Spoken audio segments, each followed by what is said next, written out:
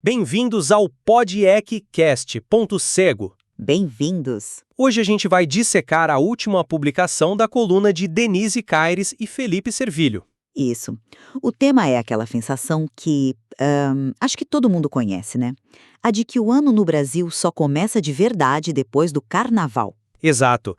E a gente vai analisar essa procrastinação cultural não como um simples traço de comportamento, mas como uma falha sistêmica. Uma falha que, no fim do dia, quebra o caixa da empresa. E do meu lado, eu vou explorar como essa falha, na verdade, é uma ferida humana. Como a ansiedade das pendências impede o descanso real e como isso afeta a saúde mental da equipe. Então, vamos lá. Começando pela parte mais tangível, os números. O artigo é bem claro. Ele afirma que essa crença, essa cultura, nos dá uma licença para operar em marcha lenta por quase 16% do ano. 16% é muita coisa. É quase um sexto de todo o exercício fiscal. O problema aqui é puramente matemático. A sua demonstração de resultado, o DRE, não tira férias, né? Aluguel, salários, fornecedores, os custos fixos são uma linha reta constante.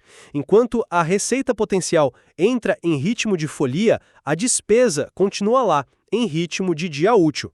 É uma equação que simplesmente não fecha. Entendo perfeitamente a lógica financeira. Perfeitamente. Mas essa matemática fria, para mim, ela é só o placar final de um jogo que acontece, bom, no campo humano. O que você chama de operar em marcha lenta, na prática, é o que o artigo descreve como sonambulismo funcional. As pessoas estão ali, de corpo presente, mas a mente já se desconectou. E o texto é muito claro ao apontar que isso não surge do nada, sabe? É um contágio, e ele começa pela liderança. Quando um gestor aceita vamos ver isso depois do carnaval, ele dá uma permissão implícita para todo time baixar a guarda. Veja bem, você usa o termo contágio que é quase emocional, biológico. Eu prefiro uma analogia da física, que o próprio artigo traz e que eu acho mais precisa. A primeira lei de Newton. Certo. Um corpo em repouso tende a ficar em repouso. Parar a máquina da empresa em dezembro e tentar religar ela no tranco em março, isso consome uma energia monumental. E essa energia tem custo. É mais investimento em marketing para reaquecer o funil, é mais esforço da liderança para motivar, mais tempo para as vendas recuperarem o ritmo. Manter a máquina em momentum constante é objetivamente mais barato, mais eficiente. Sim, mas de onde vem essa energia para religar a máquina? Não vem de uma tomada, né? Ela vem das pessoas. E é justamente aí que a sua analogia mecânica encontra seus limites. O artigo aborda um ponto cego psicológico que é crucial, o chamado efeito Zeigarnik. A psicologia já provou que tarefas inacabadas, esses loops abertos que a gente empurra para depois do feriado, eles continuam ocupando um espaço valioso na nossa memória de trabalho. Isso gera uma ansiedade de fundo, sabe? Um ruído mental constante. Sair para o feriado com a sensação de que a casa está bagunçada não gera descanso, gera culpa, gera estresse. O corpo pode estar na praia, mas o cérebro está lá, rodando planilhas de pendências. Eu não discordo da existência dessa ansiedade, de forma alguma. Onde a gente diverge talvez seja na classificação. Você trata isso como uma questão primária de bem-estar. Eu preciso quantificar isso como um risco operacional. Uma equipe que volta de um feriado sem ter descansado de verdade é menos produtiva, é mais propensa a erros, o risco de burnout aumenta e burnout significa custos diretos, turnover, despesa com nova contratação, perda de conhecimento. A ferida humana que você descreve, ela aparece como um passivo na minha planilha de riscos. É por isso que a solução que o artigo propõe, a faxina pré-folha, me parece tão acertada. Ela ataca o sistema para resolver o sintoma humano. E é aí que nossas visões se complementam, eu acho. Porque você acredita que atacando o sistema, o humano se cura. Eu acredito que a solução só funciona se for pensada primeiro para o humano. Essa faxina pré-folia, ela pode ser uma faca de dois gumes. Se for apresentada como uma obrigação, tipo, já que não estão vendendo, pelo menos arrumem a casa, ela pode aumentar o estresse, Sim. Pode ser percebida como uma punição, um microgerenciamento que gera ainda mais ansiedade, justamente antes do período de descanso. Como que um processo bem desenhado evita essa armadilha? Pelo enquadramento e pelo foco. É simples. Não se trata de inventar trabalho, mas de direcionar a energia que já existe para atividades de alto impacto e baixa complexidade. A proposta do artigo é bem clara: trocar o foco de projetos novos, pesados, para otimização e organização. Em termos de processo, isso significa criar uma lista de quick wins. Vitórias rápidas. Exato.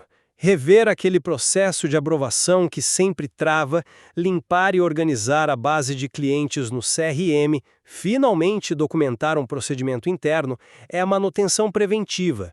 Você não está sobrecarregando a equipe, você está removendo os atritos que vão emperrar a máquina em março quando a velocidade for crucial. É uma ação que gera uma sensação de controle, de progresso. Sensação de controle e progresso. Pronto, agora você está falando a minha língua. Mas veja como a mesma ação tem justificativas diferentes. Para você, organizar o CRM é lubrificar a máquina de vendas. Para mim, o valor está no efeito neuroquímico dessa ação. O artigo toca nisso. Ao completar pequenas tarefas, ao fechar esses loops, nosso cérebro libera dopamina, que é o neurotransmissor da recompensa, da motivação. A organização que você defende como eficiência sistêmica, eu vejo como o alicerce da segurança psicológica. É o que permite que a equipe se desconecte de verdade, com a satisfação genuína do dever cumprido e não com a culpa da procrastinação. A sua estrutura, quando bem comunicada, permite o cuidado que eu defendo. Exatamente. A estrutura cria as condições para a liberdade. E para tornar isso prático, o artigo oferece um checklist, um diagnóstico rápido para qualquer gestor identificar se a empresa já foi infectada pelo vírus da inércia. Acho que vale a gente passar por ele, porque aqui as nossas lentes ficam muito claras. O primeiro item é sobre vendas. Sua equipe comercial já está aceitando "me ligue depois do carnaval" como uma objeção válida sem tentar contornar? Para mim, isso é um vazamento de receita. Ponto. É um indicador claro de que a cultura da procrastinação foi normalizada a ponto de impactar o caixa. Já para mim, isso indica que a equipe perdeu a confiança.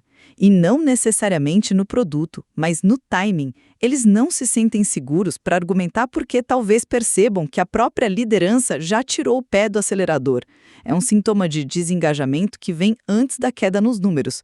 O vendedor desistiu antes do cliente. Interessante. Segundo ponto. Decisões. Existe algum contrato ou decisão importante na sua mesa que você poderia assinar hoje, mas empurrou para março por preguiça mental? Do ponto de vista de gestão de projetos, isso é um crime.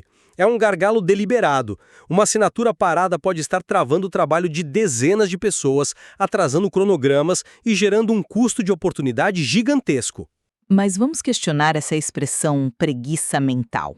Raramente é só isso, né?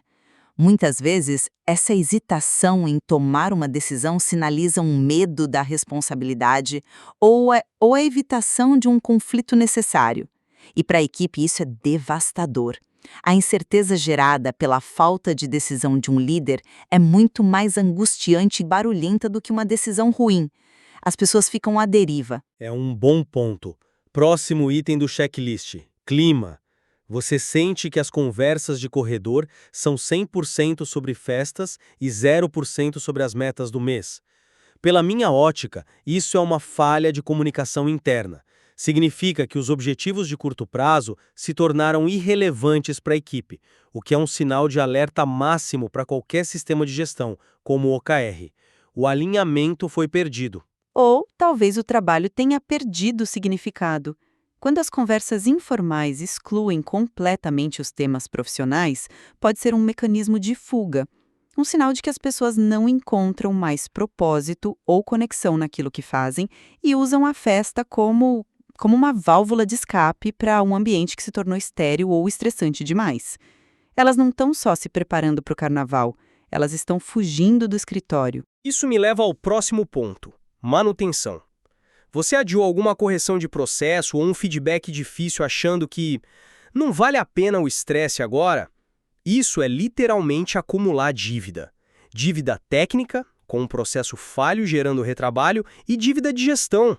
Um feedback crucial que não é dado permite que um comportamento disfuncional se consolide e contamine a cultura da equipe. E essa dívida é paga com juros altíssimos em saúde mental. Adiar um feedback difícil é um dos atos que mais destrói a segurança psicológica. A pessoa que precisa do feedback, ela geralmente sabe que algo não vai bem. O silêncio do líder não traz alívio, gera angústia, paranoia. E a equipe inteira percebe essa covardia e o ambiente se torna menos honesto, menos seguro. Por fim, o ponto mais direto sobre a liderança. Você, honestamente, já desligou mentalmente e está apenas cumprindo tabela até a sexta-feira de carnaval? Se a resposta do líder for sim, o sistema inteiro está em xeque. A inércia, como a gente concordou, começa no topo. O líder está modelando o comportamento de que a performance não é uma prioridade, é a validação final da cultura da procrastinação. E essa liderança que cumpre tabela comunica uma mensagem brutal para a equipe. Vocês não são importantes. Nosso projeto não é importante. É um abandono sutil, mas que tem um impacto devastador no moral e no sentimento de pertencimento. É a principal razão pela qual talentos pedem demissão. As pessoas não deixam empresas, elas deixam líderes ausentes. O artigo, então, ele não apenas aponta esses problemas, mas oferece um caminho, uma ferramenta para destravar a gestão antes da folia. É uma chamada para quem quer arrumar o sistema para, consequentemente, proteger a mente da equipe antes dessa pausa tão importante. Os autores chamam de checkpoint de lucidez, que é um diálogo consultivo que eles oferecem gratuitamente. E o texto informa que as vagas de janeiro já estão se encerrando. Então não fique só ouvindo. O link para saber mais está na descrição. Clique agora. Para resumir minha posição, a faxina pré-folia não é sobre controle, é sobre estratégia. É uma ação de engenharia de processos para reduzir o atrito e gerenciar riscos. Garante que a retomada em março seja uma aceleração a partir de um movimento já existente, e não uma partida do zero, que é sempre mais dolorosa, mais cara e ineficiente. E eu concluo que essa mesma eficiência sistêmica que você descreve é o que, no fim das contas, cria as condições para o descanso genuíno. Uma estrutura clara, processos organizados e pendências resolvidas são o maior ato de cuidado que uma liderança pode ter com o bem-estar da sua equipe. É o que permite que as pessoas aproveitem a folia com a mente verdadeiramente livre e presente. Prepare sua empresa. O próximo podcast, Ponto Cego, te espera na próxima segunda-feira, 7 horas da manhã.